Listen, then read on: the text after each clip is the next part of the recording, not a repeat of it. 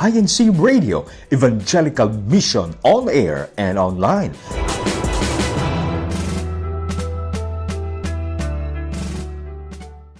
Isang masayang pagbati po sa inyong lahat, mga kababayan, mga kaibigan at mga kapatid. Muli pong sumasa inyong isinasagawang Evangelical Mission on air and online ng Iglesia ni Cristo. At sana patuloy po namin kayong makasama sa ating ginagawang pagtalakay. Sa pagkakataong ito, kami po ang inyong makakasama. Ako po ang kapatid na Israel Solano. At ako po naman ang kapatid na Wally Taray. Kumusta na po kayong lahat? Sana po ay pakinabangan po ninyo ang gagawin naming pagtalakay. Ako naman po ang kapatid na Claudio Aro Jr. Tinatanggap po ng halos lahat ng tao na bukod po sa napakarupok ay napakaiksi pa ng buhay ng tao dito po sa mundo. Kaya nga po kung ilarawan ng Biblia ang buhay ng tao, itinulad lamang po sa isang anino o kaya sa isang singaw na sa sandaling panahon ay lumilitaw at pagdaka po ay napapawi. Ang dahilan, meron po kasing kamatayan ang tao at napakarami nga po ng kaparaanan na pinagdadaanan po ng kamatayan. Nariyan po ang iba't ibang mga kalamidad, digmaan, karamdaman, aksidente, krimen, gutom, at iba't iba pa pong mga kadahilanan. Pinatutunayan lamang po ng pangyayaring ito na ang tao po, sino man siya, anuman ang kanyang katangiang tinaglay, ay meron po siyang hindi kayang pagtagumpayan. Kaya ipaglingkod at pag-aralan natin sa pagkakataong ito. Ano kaya ang hindi kayang pagtagumpayan at daigin ng tao? At ano kinalaman po ng Iglesia ni Cristo na naglilingkod po sa inyo sa pagkakataong ito? Simulan na natin, kapatid na Cloud. Alamin natin mula sa pagtuturo ng Biblia, alin kaya ang hindi kayang daigin ng tao, sino man siya dito sa mundo? Ganito po ang itinuturo ng Biblia sa atin. Dito po sa Roma 7:24, batay po sa pagtuturo ng apostol na si Pablo. Abang tao ako, sino ang magliligtas sa akin sa katawan nitong kamatayan? Sabi po ni Apostol Pablo, abang tao ako, sinong makapagliligtas sa akin? Ano po bang katumbas pag sinabing aba? Walang kaya. Kaya, ang tao sa ganang kanyang sarili ay wala pong kapangyarihan na maligtas sa kamatayan. Ano man po ang kanyang katangian o ano man ang kanyang estado sa buhay. At kitang-kita nating nangyayari yan. Opo. Natutupad yan sa panahon natin. Opo. Ano man ang sitwasyon o kalalagayan ng tao, mayaman man siya, mahirap man siya, bata, matanda, ano man ang sitwasyon ng kanyang kalusugan, Opo. ano man ang kanyang taglay na iba't iba pang mga katangian, namamatay talaga ang tao. Alamin natin naman, kapatid na Wally, bakit kaya anumang katangiang taglay ng tao, hindi niya kayang pagtagumpayan, hindi niya kayang daigin ang kamatayan? Ganito po ang sagot sa atin ng Biblia at mababasa po natin yan dito po sa Hebreo sa 9:27, pakinggan po natin. At kung paanong itinakda sa mga tao ang mamatay na minsan, at pagkatapos nito ay ang paghuhukom. Maliwanag po sa pahayag na ito sa atin ng banal na kasulatan na ang ating Panginoon Diyos ang nagtakda na ang tao ay mamatay. Tinakdaan ng kamatayan. At hindi lamang kamatayan, kundi ang sabi ng Biblia, pagkatapos nito ay ang paghuhukom. Kaya, sapagkat ang atin pong Panginoon Diyos ang nagtakda ng kamatayan ng tao, maging ng araw ng paghuhukom, pareho pong tiyak na darating ito. At hindi po kayang pigilin ng tao ang pagdating ng kamatayan at ng paghuhukom. Kaya dahil diyan, kung paano po na dapat na maligtas ang tao sa kamatayan, gayon din dapat siyang maligtas sa araw po ng paghuhukom.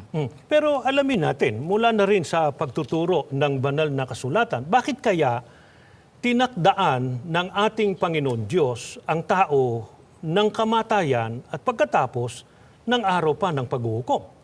Po, ganito po ang pagtuturo ng Biblia sa atin. Dito po sa Roma 5 at ang talata naman po ay 12. Pakinggan po ninyo, mga mahal po naming taga-subaybay. Kaya kung paano na sa pamamagitan ng isang tao ay pumasok ang kasalanan sa sanglibutan at ang kamatay sa pamamagitan ng kasalanan, at sa ganito'y ang kamatayan ay naranasan ng lahat ng mga tao sapagkat ang lahat ay nangagkasala. Napagtagumpayan po ng kamatayan ang tao. Mula po ng ang tao ay pinagtagumpayan ng kasalanan. Tandaan po natin, lahat po ng tao nagkasala. Kaya lahat po ng tao itinakda po ng Diyos sa kamatayan. Kaya ang tao ay namamatay dahil sa nagawang kasalanan ng tao. Pero nangangahulugan ba naman, kapatid na Wally, na kapag ka ang tao namatay na o nalagutan na ng hininga, bayad na siya sa kanyang nagawang mga kasalanan? Hayaan nating ang Biblia po ang sumagot. Babasahin natin dito po sa Apokalipsis, sa 20 at 14, ganito po naman ang atin pong mababasa. At ang kamatayan at ang Hades ay ibinulid sa dagat-dagatang apoy. Ito ang ikalawang kamatayan, sa makatwid ay ang dagat-dagatang apoy. Ayon po sa pagtuturong ito sa atin ng Biblia, mayroong tinatawag na ikalawang kamatayan. Kaya hindi po humahanggalang dun sa kamatayang pagkalagot ng hininga. Meron pong kasunod yun. Yung ikalawang kamatayan, yan ang kamatayan o parusa sa dagat-dagatang apoy. Kaya nga kanina, ang banggit dun sa 9:27 ng Hebreo, kung papaanong itinakdaan niya sa tao ang mamatay na minsan, yun yung unang kamatayan, Opo. yung pagkalagot ng hininga. Pagkatapos niya ay ang paghuhukom. Yun naman yung ikalawang kamatayan sa dagat-dagatang apoy pagdating nga ng araw ng paghuhukom. Opo. Ang lahat ng yan, dahil sa yan ang ipinasya o itinakda ng ating Panginoon Diyos dahil nga po sa nagawang kasalanan ng tao. Kaya nga, alamin natin, dahil sa ang tao nagkasala at napasa ilalim sa hatol, sa sintensya ng ating Panginoon Diyos na mamatay, unang kamatayan na pagkalagot ng hininga at sa araw ng paghuhukom. Yung ikalawang kamatayan, ano na ang naging pagtuturing ng ating Panginoon Diyos sa mga tao, bagamat sabihin nating buhay o humihinga pa? Ganito po ang sagot ng Biblia sa atin. Dito po sa Efeso 2 at 1, pakinggan po ninyo. Noong unay mga patay kayo dahil sa inyong pagsuway at mga kasalanan. Dahil po sa kasalanan na nagawa ng tao, ang tao po ay itinuring ng patay. Lahat po ng tao ay nagkasala. Kaya lahat po ng tao nasa ilalim po ng kapangyarihan ng kamatayan. At itinuring na po ng Panginoong Diyos na mga patay na dahil sentensyado na po sila. Kaya kahit pala sabihin na natin gumagalaw, Opo. humihinga ang tao, Opo. di ba? Pero dahil sa nasa ilalim ng hatol ng ating Panginoon Diyos na kamatayan Opo. at kaparusahan pagdating ng araw ng paghukom, itinuturing ng Panginoon Diyos na patay na. Opo. Kaya kung meron man pong dapat na hanapin at tuklasin po ang tao, ay ang paraan kung paano po niya mapagtatagumpayan ang kamatayan upang siya'y maligtas sa parusa. At sa gayo'y magkaroon po ng karapatan na makapaglingkod sa ating Panginoong Diyos.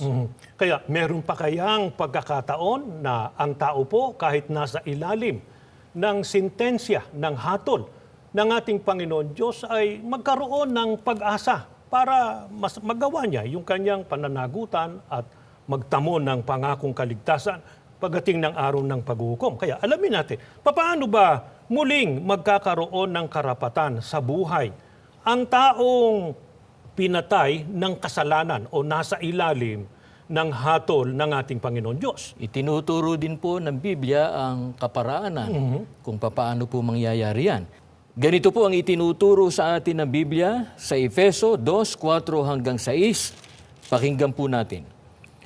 Subalit napakasagana ang habag ng Diyos at napakadakila ang pag-ibig na iniukol niya sa atin. Tayo'y binuhay niya kay Kristo kahit noong tayo'y mga patay pa dahil sa ating pagsuway. Naligtas nga kayo dahil sa kanyang kagandahang loob, dahil sa ating pakikipag-isa kay Kristo Jesus, tayo'y muling binuhay na kasama niya at pinaupong kasama niya sa kalangitan. Maliwanag po sa pagtuturong ito sa atin ng banal na kasulatan na dahil anya sa habag at pag-ibig ng Diyos sa tao, binuhay niya tayo. Kahit noong tayo anya'y patay pa dahil sa ating pagsuway. Yan po yung binabanggit kanina ng Biblia na itinuring ang tao na patay dahil sa kasalanan. Ngunit, dahil sa pag-ibig ng Panginoon Diyos, binuhay tayo ng ating Panginoon Diyos kay Kristo. Kaya hindi na po ang pinag-uusapan dito ay ang kalagayan sa buhay ng tao kung siya ba ay marunong o mayaman o makapangyarihan. Ang kailangan ng tao ay ang ating Panginoong Hesu Kristo. Ngunit, nililinaw po natin ito na hindi sapat na ang tao po ay sumampalataya lang o maniwala lang sa ating Panginoong Hesu Kristo.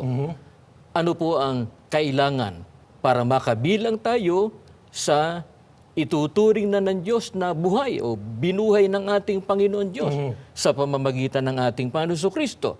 Ang sabi po sa atin, ang kailangan ay ang pakikipag-isa sa ating Panginoon Kristo. Kaya meron pang pagkakataon na ibinibigay ang ating Panginoon Diyos Opo.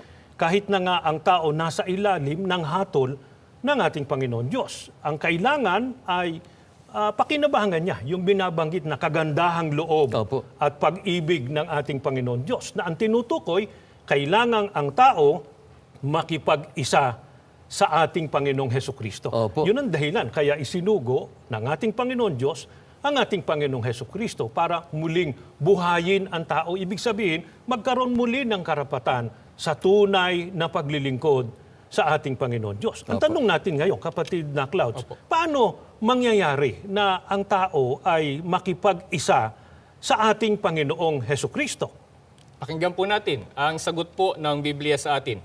Dito po sa Efeso 2:14 hanggang 15, ganito po ang pagtuturo sa atin ng apostol na si Pablo. Sapagkat siya ang ating kapayapaan, na kanyang pinag-isa ang dalawa, at iginiba ang pader na nasa gitna na nagpapahiwalay, na inalis ang pagkakaalit sa pamamagitan ng kanyang laman, kahit kautusan na may mga batas at ang palatuntunan, upang sa dalawa ay lalangin sa kanyang sarili ang isang taong bago, sa ganito'y ginagawa ang kapayapaan. Pinatutunayan po sa talatang ating binasa na ang Panginoong Hesukristo ang atin pong kapayapaan. Opo. Dapat po nating maunawaan na nakasulat sa Isaiah 59:2. Dahil po sa kasalanang nagawa ng tao, ito po ang nagsilbing pader sa tao at sa Diyos. Kaya nawalan ng karapatan ang Opo. tao na maglingkod, di ba? Opo. Kahit na tumawag, ikinublian niya ng Diyos ang kanyang mukha. Opo. Nawalan ng karapatan ng tao na maglingkod sa ating Panginoon Diyos. At kanina, tiniyak na bagamat buhay, tinuturing ng Diyos na patay. Opo. Pero may pagkakataon pa nga dahil sa kagandahang loob at pag-ibig ng ating Panginoon Diyos, kailangang makipag-isa sa Opo. ating Panginoon Kristo. Paano ngayon? Opo. Mangyayari po yun kapag ang tao na nagkasala ay magkaroon ng kapayapaan sa Diyos sa pamamagitan ni Kristo. Sa paraan na ang sabi ng Biblia, pinag-isa ang dalawa. Ang bunga po nun, isang taong bago na nilalang ni Kristo o ginawa sa kanyang sarili na ang sabi po, dito ginagawa ang kapayapaan. Kaya napakahalaga nung binabanggit na isang taong bago Opo. na nilalang ng ating Panginoong Kristo. Opo. Doon may kapayapaan ng tao, kapayapaan sa ating Panginoon Diyos. Sabihin, bumabalik yung karapatan ng tao na makapaglingkod Opo. sa ating Panginoon Diyos. Kasi kung patay na at sentensyado na, paano pa maglilingkod? Tiyak na hindi tatanggapin ng ating Panginoon Diyos. Pero Kaya- dahil nga sa binibigyan ng pagkakataon, dahil sa kagandahang loob at pag-ibig ng ating Panginoon Diyos, sinugong Panginoong Kristo, kailangan makipag-isa tayo sa Kanya sa pamamagitan noong isang taong bago Opo. na nilalang ng ating Panginoong Kristo. Alin ba yung kapatid na Wally, yung isang taong bago na tinutukoy? Ganito po ang sagot ng Biblia. Mababasa po natin sa Kolosas sa 1:18. At siya ang ulo ng katawan sa makatwidbagay ng iglesia. Kapatid na Israel at kapatid na Clouds, sa lahat ng ating mga taga-subaybay, ang binabanggit po sa atin ng Biblia na isang taong bago ay ang binabanggit dito na ulo at katawan. Ang ulo ay ang ating Panginoong Hesukristo at ang katawan ay ang iglesia. Sa puntong yan, kapatid na Wally, maliwanag na talagang kailangan ang iglesia. Ang tinutukoy po na iglesia na kailangan ang iglesyang katawan po ng ating Panginoong Hesukristo. Ang ating Panginoong Hesukristo ang ulo. Ang tanong, alin ang iglesyang yan na katawan ng ating Panginoong Hesukristo at gaano yan kahalaga, kapatid na Clouds? Babasa po natin ang sagot dito po sa Mateo 16 at 18. Pakinggan po ninyo. At sinasabi ko naman sa iyo, ikaw ay Pedro, at sa ibabaw ng batong ito ay itatayo ko ang aking iglesia at hindi makapananaig sa kanya kahit ang kapangyarihan ng kamatayan. Ang iglesia pong kinikilala ni Kristo na katawan niya ay ang iglesia na kung tawagin niya, aking iglesia. Ito rin pong iglesia na itinayo ng ating Panginoong Hesukristo. At natitiyak nating tunay na iglesia Opo. yan sapagkat ang nagtayo po ang ating Panginoong Hesukristo. At malinaw na sa ating Panginoong Hesukristo yan sapagkat ang sabi niya, aking iglesia. Opo. Kaya kung meron mang iglesyang kailangan ng tao, walang iba kundi ang iglesia na katawan ng ating Panginoong Hesukristo na ang nagtayo ang ating Panginoong Hesukristo Opo. nga. At siya ang may-ari. Pero Opo. ano nga ang pangako ng ating Panginoong Hesukristo sa iglesyang itinayo niya? Maliwanag po ang pangako ng Panginoong Hesukristo sa iglesyang itinayo po niya. Ang sabi po ng Panginoong Hesukristo, hindi makapananaig sa Kanya kahit ang kapangyarihan ng kamatayan. Napakahalaga nun sapagkat yan ang ating tinatalakay ngayon. Yung hindi mapagtatagumpayan, hindi kayang daigin ng tao yung kamatayan. Di ba? Opo. Kamatayang pagkalagot ng hininga sapagkat talagang itinakda na yan ng Pa- ating Panginoon Diyos. Di ba? At upang mapagtagumpayan po yan ay kailangan ang pakikipag-isa sa ating Panginoong Hesukristo. Ang kaisa ni Kristo, yung nasa katawan niya. Si Kristo ang ulo, ang katawan ni Kristo yun ang iglesia. Ano pangalan ng iglesyang tinutukoy, kapatid na Wally? Basahin po natin dito sa Roma, sa 16 at 16, ganito po ang nakasulat. Magbatian kayo ng banal na halik. Lahat ng iglesia ni Kristo ay bumabati sa inyo. Ang pangalan po ng iglesia na katawan ng ating Panginoon Hesukristo ay Iglesia ni Kristo. At tama lamang po naman na tawaging Iglesia ni Kristo sapagkat ang tunay na iglesia ay katawan ng ating Panginoong Hesukristo at ang ating Panginoong Hesukristo po ang ulo nito. Makatwiran lang na ang pangalan ay Iglesia ni Kristo. Pinatutunayan lamang, kapatid na Wally, na napakahalaga ng Iglesia ni Kristo. Una, nais po naming linawin sa lahat ng aming mga taga-subaybay. Meron pong tunay na iglesia. Ito po ay malinaw na nakasulat sa Biblia at kababasa lamang po namin. Ang pangalan po ng tunay na iglesia ay Iglesia ni Kristo.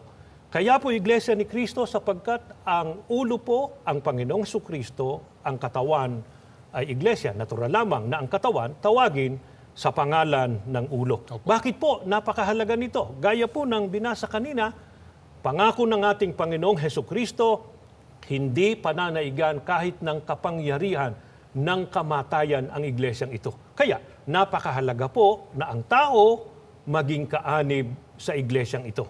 Kaya nga po, yung mga bagay na hindi kayang daigin ng mga katangiang taglay natin, gaya ng nabanggit natin kanina, ang karunungan, ang kayamanan, ang kapangyarihan dito sa mundo, ay kaya pong daigin ng tao kapag siya ay nasa tunay na iglesia ni Kristo. sapagkat ang gumagarantiya po nito ay walang iba kundi ang ating Panginoong Hesukristo. Hindi kaya ang pangako ng ating Panginoong Hesukristo para sa lahat ng taong namatay na naniniwala o sumasampalataya sa Kanya? Hindi po. Ganito pong nakasulat sa unang Juan 5 at ang talata po ay 11 hanggang 12. Pakinggan po ninyo ang pagtuturo ng banal na kasulatan. At ito ang patotoo, na tayo'y binigyan ng Diyos ng buhay na walang hanggan. At ang buhay na ito ay nasa Kanyang anak. Ang kinaroroonan ng anak ay kinaroroonan ng buhay. Ang hindi kinaroroonan ng anak ng Diyos ay hindi kinaroroonan ng buhay. Malinaw po ang pagtuturo ng Biblia. Ang sabi, ang kinaroroonan ng anak ay kinaroroonan ng buhay. Ang hindi kinaroroonan ng anak ng Diyos o ng ating Panginoong Hesukristo ay hindi kinaroroonan ng buhay. Alin ba ang kinaroroonan ng ating Panginoong Hesukristo? Ang kinaroroonan po ng ating Panginoong Hesukristo ay ang Iglesia ni Kristo sapagkat siya po ang ulo nito. Kaya napakahalaga po na ang tao ay nasa loob ng tunay na Iglesia ni Kristo upang magkaroon muli siya ng karapatan sa buhay. Aling buhay po yon? Sa buhay na walang hanggan. Ang tinutukoy na dyan, kapatid na Clouds at mahal naming mga taga-subaybay, yun pong tunay na buhay o buhay na walang hanggan. Kaya nga, kung meron man tayong buhay ngayon, gaya po ng alam natin, ito po ay merong hangganan, merong kamatayan. At talagang hindi natin na ito mapagtatagumpayan. Itinakda na ito ng ating Panginoon Diyos. Opo. Pero hindi tayo dapat na mawalan po ng pag-asa. Kasi po, nangako ang ating Panginoong Hesukristo na ang kanyang iglesia, na yun nga po ang iglesia ni Kristo, hindi anya pananaigan kahit ng kapangyarihan ng kamatayan. Kasi may pangako pong tunay na buhay ang ating Panginoong Hesukristo sa kanyang iglesia. Yung binabanggit sa talata, ang kinaroroonan ng anak, kinaroroonan ng buhay na ang tinutukoy po ay buhay na walang hanggan. Pero kapatid na Wally, paano matutupad ang pangakong ito ng ating Panginoong Hesukristo kung ang isang kaanib sa Iglesia ni Kristo ay patay na? Ganito po naman ang itinuturo sa atin ng Biblia. Mababasa po natin yan sa unang Korinto, sa 15, 51 hanggang 54. Narito, sinasaysay ko sa inyo ang isang hiwaga. Hindi tayong lahat ay mga tutulog, ngunit tayong lahat ay babaguhin. Sa isang sandali, sa isang kisap mata, sa huling pagtunog ng pakakak, sa pagkatutunog ang pakakak at ang mga patay ay mga bubuhay na maguli na walang kasiraan at tayo'y babaguhin. Sapagkat kinakailangan na itong may kasiraan ay magbihis ng walang kasiraan at itong may kamatayan ay magbihis ng walang kamatayan. Datapwat, pagka itong may kasiraan ay mabihisan ng walang kasiraan, at itong may kamatayan ay mabihisan ng walang kamatayan, kung magkagayon ay mangyayari ang wikang nasusulat, nilamon ng pagtatagumpay ang kamatayan. Ipinapapansin po natin sa ating mga taga-subaybay na kung papaano pong totoo na meron pong kamatayan, totoo rin na meron pong pagkabuhay na mag-uli ang mga patay. At yan pinatutunayan sa atin ng mga talatang ito sa Biblia na atin pong binasa. Kung kailan po ito magaganap, sa ikalawang pagparito ng ating Panginoong Jesucristo o sa araw po ng paghukom. Kaya hindi po totoo yung malaganap na paniniwala na pagkamatay daw po ng tao, agad siyang tatanggap ng kagantihan. Hindi, kundi sa araw pa po ng paghukom. At tiniyak ng Biblia na ang magiging mapalad yung mga nakay Kristo o nasa loob ng Iglesia ni Kristo. Kung patay na, muling bubuhayin para magtamo ng pangakong buhay na walang hanggan. Kaya malulunasan niya yung kamatayang pagkalagot ng hininga sapagkat hindi siya mananatili ron Una siyang bubuhayin at malulunasan din yung problema sa araw ng paghukom na siyang ikalawang kamatayan sapagkat hindi na niya mararanasan yon. Maliligtas na nga di ba? At ang tatamuhin ay buhay na walang hanggan. Bagamat ang tao ay talagang may kamatayan. Maging ang mga kaanib sa Iglesia ni Cristo, namamatay din, nalalagutan ng hininga. Subalit, ayon po sa pahayag na ito ng Biblia, mawala man itong buhay na ito. Merong pagkabuhay na maguli. At kung ang tao ay nasa loob ng Iglesia ni Cristo, magiging mapalad. Sapagkat pagdating ng takdang araw na yaon, ang kanyang mamanahin ay buhay na walang hanggan. Saan naman kaya gagamitin yung pangakong buhay na walang hanggan? Baka kasi sabihin na iba, kapatid na Clouds, kung meron kayong buhay na walang hanggan, kung narito naman kayo sa mundong ito na ang dami pa ring hirap at mga suliranin at mga pagsubok, di ba? Kaya alamin natin, ayon sa pagtuturo ng Biblia, saan gagamitin ng tao ang buhay na walang hanggan na ipagkakaloob ng ating Panginoon Diyos sa mga tunay na kaanib sa loob ng Iglesia ni Cristo. Ganito po ang pagtuturo ng Biblia sa atin. Sa Apokalipsis 21, 1 hanggang 4. At nakita ko ang isang bagong langit at ang isang bagong lupa, sapagkat ang unang langit at ang unang lupa ay naparam at ang dagat ay wala na. At nakita ko ang bayang banal, ang bagong Jerusalem, na nananaog mula sa langit buhat sa Diyos, na nahahandang gaya ng isang babaeng kasintahan na nagagayakang talaga sa kanyang asawa. At narinig ko ang isang malakas na tinig na mula sa luklukan na nagsasabi, narito, ang tabernakulo ng Diyos ay nasa mga tao, at siya'y mananahan sa kanila, at sila'y magiging mga bayan niya, at ang Diyos din ay sa kanila, at magiging Diyos nila. At papahirin niya ang bawat luha sa kanilang mga mata, at hindi na magkakaroon ng kamatayan, hindi na magkakaroon pa ng dalamhati, o ng pananambitan man o ng hirap pa man. Ang mga bagay ng una ay naparam na. Kapatid na Israel at kapatid na Wally, Opo. ang buhay na walang hanggan na ipagkakaloob po ng ating Panginoong Diyos sa mga taong nakipag-isa sa ating Panginoong Hesukristo o naging kaanib sa Iglesia ni Cristo, gagamitin po doon sa bayang banal. Ano naman ang kaibahan nun, nung pananahan sa bayang banal? Napakalaki po ng pagkakaiba ng paninirahan sa bayang banal kaysa sa paninirahan ng mga tao dito sa mundo. Kung dito po sa mundo ay puno ng sakit, puno ng paghihirap, hinagpis, doon naman po sa bayang banal, isang maluwalhating buhay ang naroon. Ang sabi nga po ng Biblia, hindi na magkakaroon pa ng kamatayan doon, hindi na magkakaroon ng dalamhati, o ng pananambitan, o ng hirap pa man. Ang mga bagay ng una, sabi ng Biblia, ay naparam na. Sa mga katuwid, mga kababayan at mga kaibigan, kung pinakahangad man po natin na magtamo ng iba't ibang mga bagay na material para sa ating mga pangangailangan sa buhay na ito, lalong dapat po nating pakahangarin na matagpuan po natin at mapabilang tayo sa magtatamo ng pangakong buhay na walang hanggan o ng kaligtasan pagdating ng araw ng paghuhukom, at ito po ay sa pamamagitan ng pag-anib sa loob ng tunay na Iglesia ni Cristo. Ito po ang dahilan, kaya hindi po kami nagsasawa at sa pangunguna po ng kasalukuyang pamamahala sa loob ng Iglesia ni Cristo, patuloy po na lalong pinaiigting ang ganitong gawaing pagpapalaganap para lalong maunawaan pa po ng lalong maraming mga tao ang kahalagahan ng Iglesia ni Cristo. Dito maisasagawa natin ang marapat po na paglilingkod sa Panginoon Diyos at meron tayong matibay na pag-asa sa pagtatamo ng kaligtasan. Magbabalik pa po kami at sasagutin namin ang ilan pa pong mga katanungan. A to Q. Answers to questions. Ang malinaw na kasagutan ng banal na kasulatan sa mga katanungan.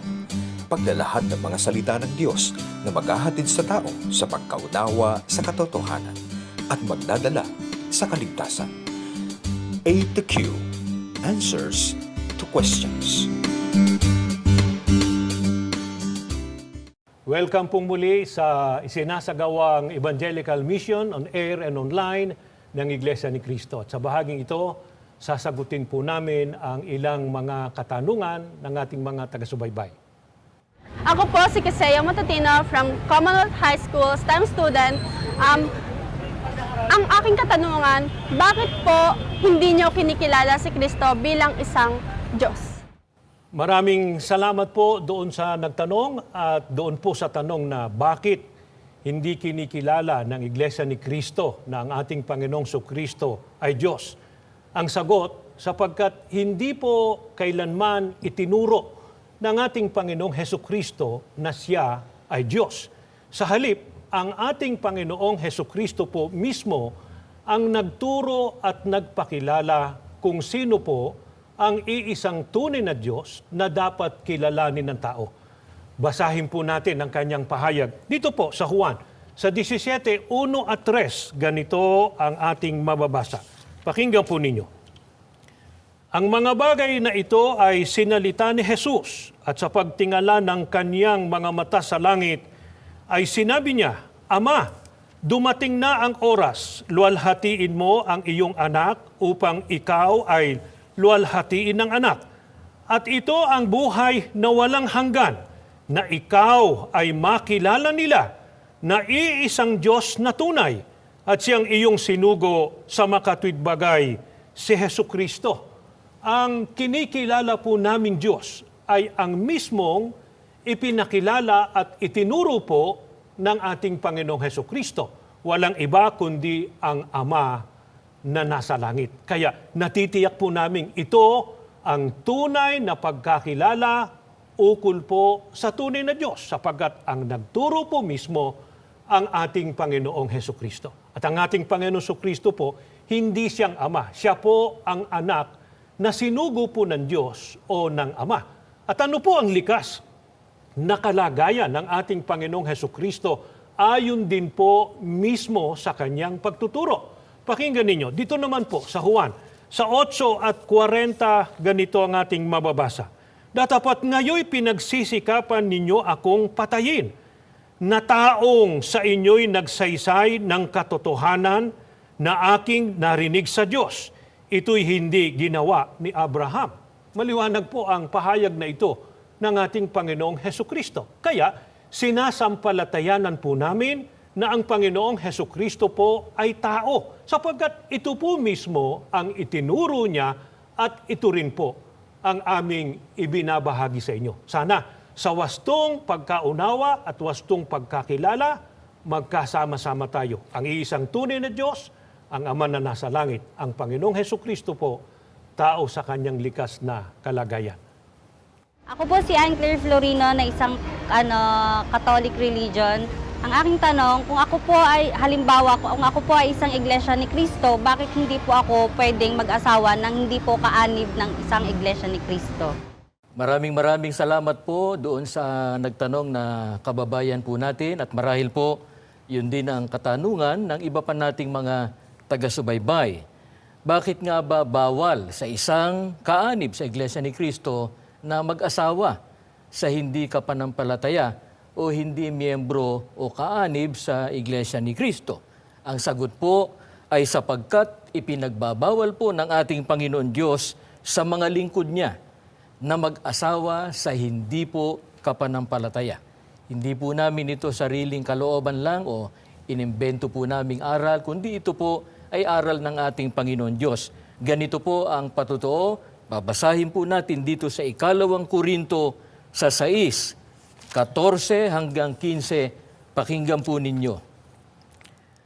Huwag kayong makipamatok ng kabilan sa mga di nagsisisampalataya, sapagkat anong pakikisama mayroon ang katwiran at kalikuan, o anong pakikisama mayroon ang kaliwanagan sa kadiliman, at anong pakikipagkasundo mayroon si Kristo kay Belial, o anong bahagi mayroon ang sumasampalataya sa di sumasampalataya.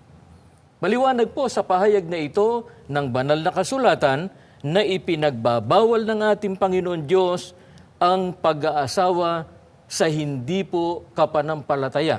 Ang sabi po rito, huwag kayong makipamatok ng kabilan sa mga di nagsisisampalataya. Ano po ba ang katumbas nung salitang pakikipamatok? Kung babasahin po natin ito sa ibang salin ng Biblia, halimbawa po sa salin ni George Lamsa, ang banggit po dito, do not unite in marriage with unbelievers.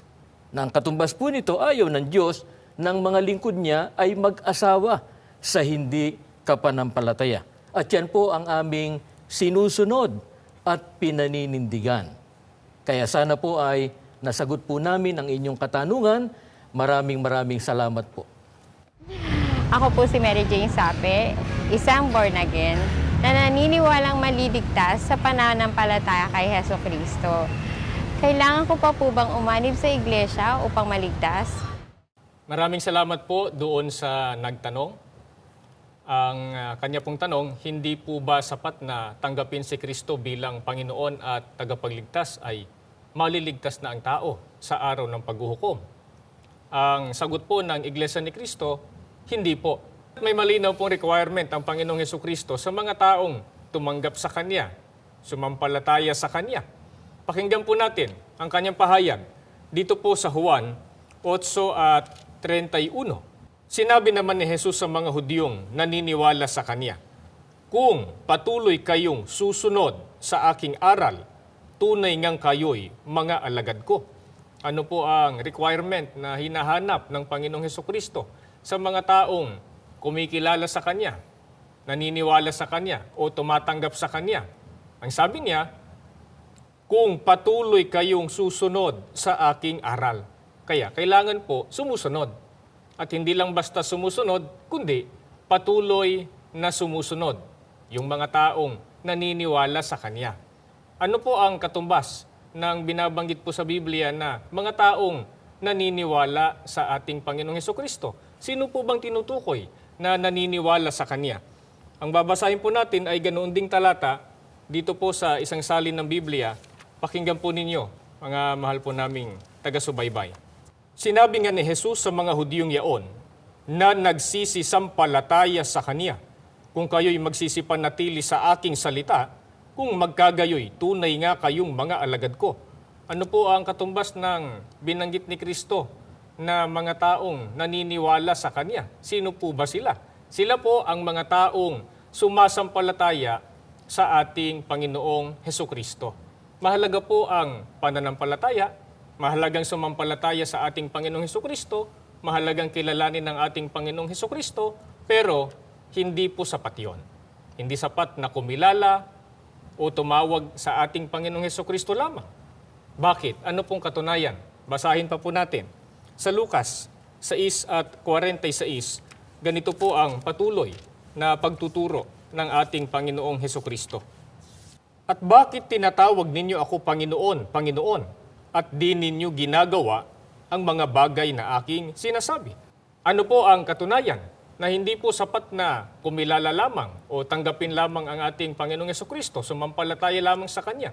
Sapagkat sa talatang ating binasa, sinusumbatan po ng ating Panginoong Hesukristo ang mga taong tumatawag sa Kanya. Ang sabi niya, "Bakit tinatawag ninyo ako, Panginoon, Panginoon, at di ginagawa ang mga bagay na aking sinasabi?" Kaya, requirement po o kailangan po sa mga taong kumikilala kay Kristo, tinatanggap siya bilang tagapagligtas at naniniwala o sumasampalataya sa Kanya na sundin o gawin ang Kanyang mga utos. Ano po ba ang isa sa mga utos ng ating Panginoong Hesukristo para ang tao po ay maligtas? Maliwanag po sa Juan 10:9, iniutos ng Panginoong Hesukristo na dapat po pumasok ang tao sa kawan sa pamamagitan niya para maligtas. Ang tinutukoy po na kawan ay ipinaliwanag sa Gawa 20:28, yun po ang Iglesia ni Kristo. Kaya ang pagpasok sa Iglesia ni Kristo, kailangan, hindi po maiiwasan ng lahat ng taong sumasampalataya at kumikilala kay Kristo para maligtas. Maraming salamat po sa inyong ginawang pagsubaybay sa isinasagawa naming Evangelical Mission on Air and Online.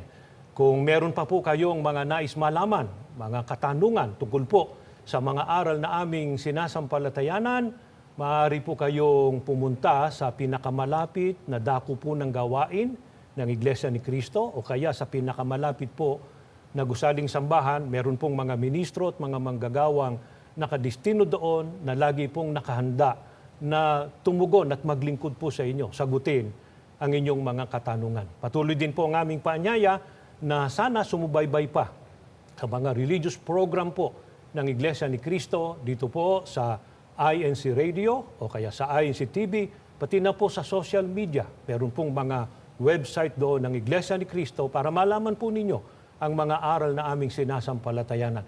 Inaanyahan din namin kayong basahin ang aming pinaka-official magazine, ang God's Message o Pasugo, na kinalalamnan din po ng mga aral na aming sinasampalatayanan. Maraming salamat po sa inyong pakikinig at pagsubaybay. At bago tayo tuluyang matapos, inaanyahan po muna namin kayo sa isang panalangin. Tara.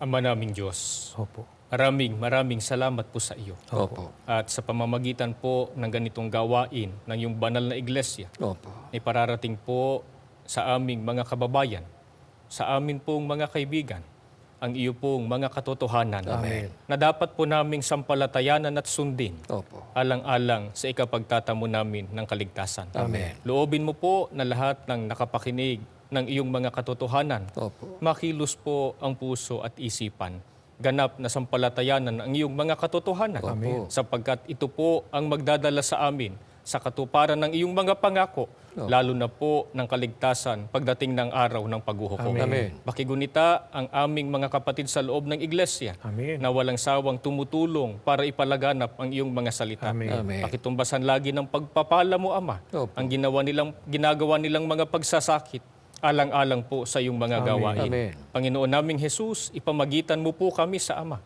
upang anumang aming mga kailangan maipagkaloob sa bawat isa sa amin. Amen. Ama, pakiingatan po higit sa amin ang aming namamahala, ang kapatid na Eduardo Manalo.